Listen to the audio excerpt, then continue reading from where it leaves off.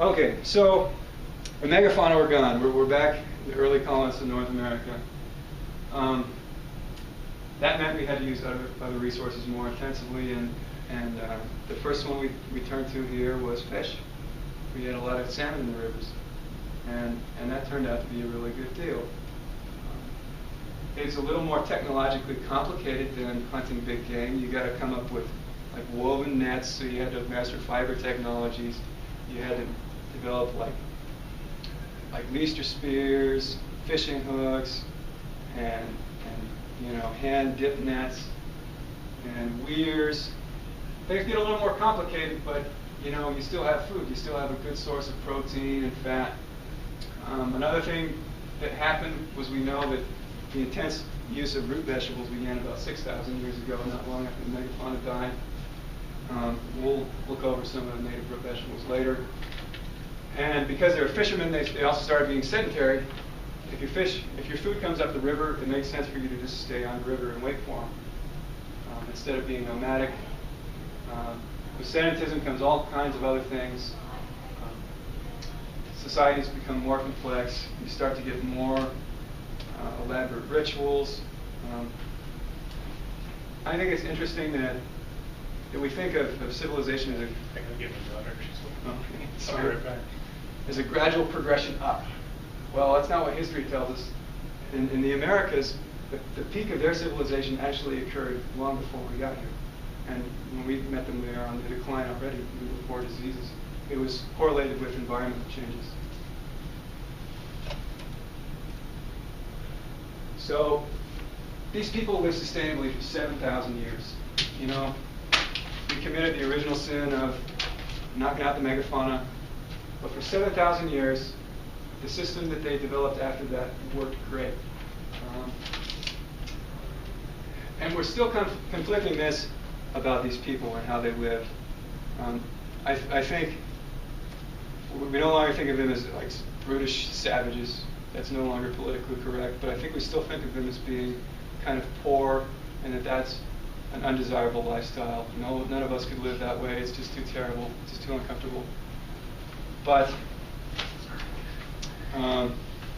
anthropology would disagree. This is extracted from the ethnography of the San Juan Pelham Indians by Ray. And it talks about a day in the life of a San Juan Indian. So they did get up before sunrise. And this was kind of facilitated by the old women. They were the ones kind of waking everybody up. Get up. If the kids were not waking up, they'd poke them in the feet. Immediately upon leaving their beds, the boys and girls went to their respective bathing places on the river to start the morning with a bath. Men were allowed to rise at their leisure, but old women called and chided younger women if they were not soon out of their beds. Babies were permitted to sleep as long as they would. The duties were done while the morning was yet cool. The children were just left to play in the sands of the riverbank. So after they wake up, the men might go down to the fishing platforms, and the women might go pick berries or dig roots. But they only do that until 10 o'clock. About 10 o'clock, those who have been away return. And the women turn to preparing the morning meal. And it took them a while to get all the stuff for a meal together, but once they had the water boiling, it only took 20 minutes to cook their morning meal. So they had kind of a late breakfast. And men devoted the remainder of the morning to dressing. So they're like in their lodges, like putting on their nice clothes and fixing their hair. And women did not take quite as long. And then the early afternoon was given over to social activities, particularly gambling and visiting. So having gotten all their work done at 10 o'clock, they dress up their best, and then they go play games and visit their neighbors. The evening meal was served at dusk, differed little from the morning meal, and afterwards the children begged for stories from the old people. The young men went out to smoke and discuss the affairs of the day with their comrades. And then they went to bed when it got dark. And they did that even in the winter when the days were really short. And they just slept longer during the winter, and they didn't go outside much because they stored their food.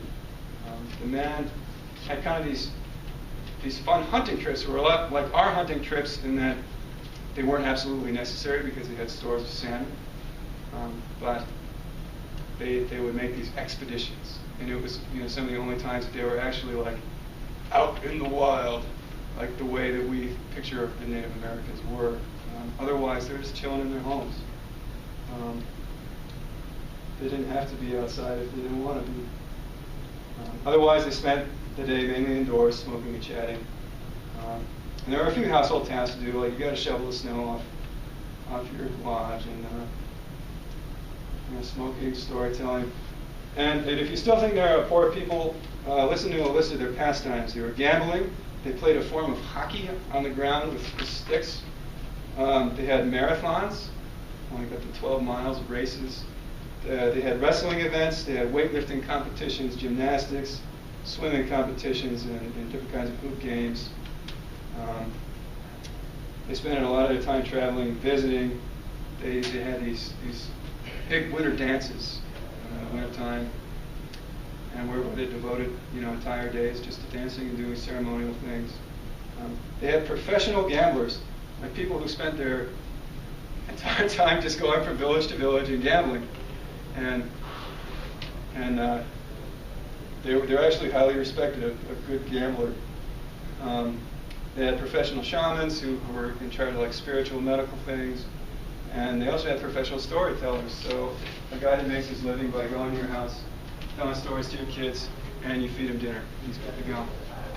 I don't think that's the story of a poor or starving people at all. Here's some of their ranges. We're in the Spokane Range right now. This is a simplified map. There are a lot more cultures than this. For instance, Yakima and neighboring groups. We're talking about the Wawas, the Wanapums, Wascopums, Middle Columbia Salish. We're talking about the Methows, the Wenatchees. There's so many cultures, so many languages. Really cool. Cool time to be alive. I want to emphasize we already live in a food forest. We don't have to do much to it. Yeah, this is a great environment to be a human being in. There's some different wild foods that I've gathered around our region. Wild onions, camas, biscuit root, spring beauty, choke cherries, service berries. Marmots are really good. There's a lot of food out there. As permaculturists, I think we, as our duty, need to look at what's already there. What is already out there to eat? How much do we have to change the environment to meet our needs? It might not be as much as we think. What's the stuff on the right hand? Sorry, I didn't hear you. Oh, it's a lomatium species. Oh, okay. It's one of the. That was like one plant. That's not like digging here and there. I pulled that out of the soil with my hands. Not bad for clawing in the dirt with your fingers.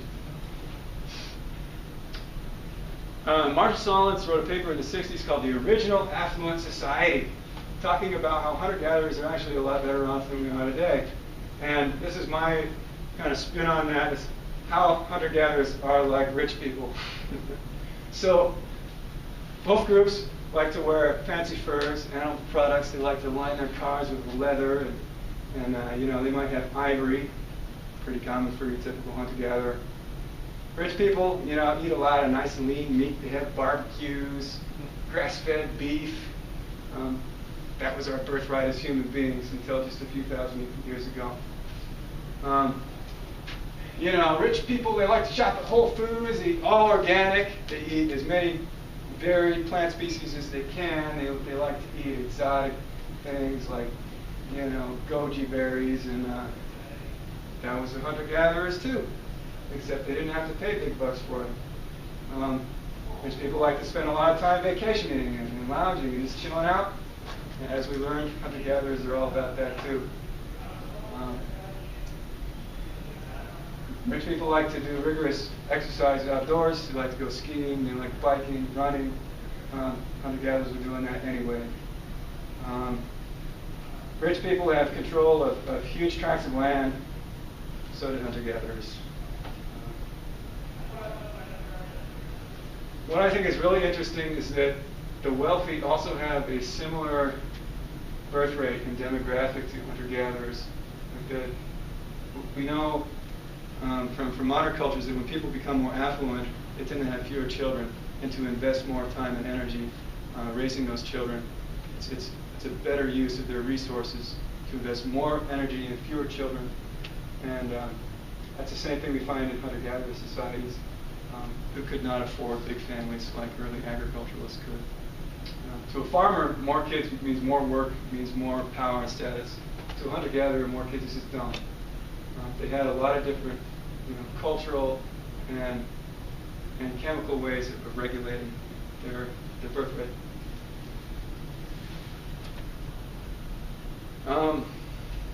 Okay, so we've talked about how people intensified their use of certain resources after the megafauna went extinct. Extreme examples of this are what I call proto-agricultural activities, and one of the more interesting ones is the farming that Northwest Coast Indians were doing. They were farming silverweed and springbank clover in estuary zones. They were actually fertilizing them by dragging seaweed up onto the beds. They would delineate them like this patch is mine, and they'd even weed them. The only thing that they didn't do was sow them. So they're basically farming without sowing. Intensive management of camas meadows was much the same. They'd weed them. They were basically tilling them by digging the roots themselves. And various cultural practices made sure that the plants would reestablish well. They didn't take certain size roots. They would replant ones that they didn't want. And they made sure to harvest after the plants were already seeded.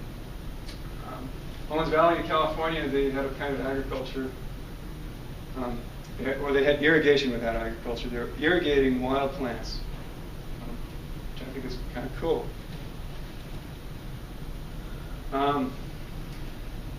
But we get into this kind of conundrum when we start intensifying our resource use. And I like to place our relationships with plants along the domestication spectrum. So, on the one hand, we have really wild foods that we don't have to invest any work at all in. They're rare, they're delicious. Sea turtle eggs, kindle mushrooms. On the other hand, we have really demanding things like GMO corn, soybeans, and factory chains. There's danger in going to either extreme, I think. If you're going to use foods that don't associate with you, you run the danger of driving them to extinction. Foods that are rare, that's why it's not really PC to eat sea turtle eggs or sage grouse. And plants that require a lot from you can also be bad news, because when you focus all your energy on a narrow group of plants, it means you have to ignore the others. And if the relationship you're focusing on fails, then you're screwed. You don't have other fallbacks. So I think that some of the best relationships we can make with plants and animals are those in the middle.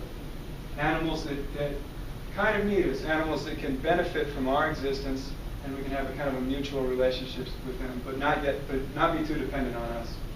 White-tailed deer benefit from our clearing of the landscape. There's probably more of them, and we know that on the Northwest Coast there are more deer than there ever used to be because of land clearing.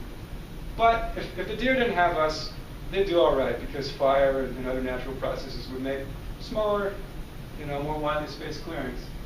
And these are just a handful of examples of plants and animals that are mutually beneficial with us, but don't need a whole lot. And if you think about it this way, you can save yourself some work. Farming is a lot of work. Foraging is just like shopping without paying.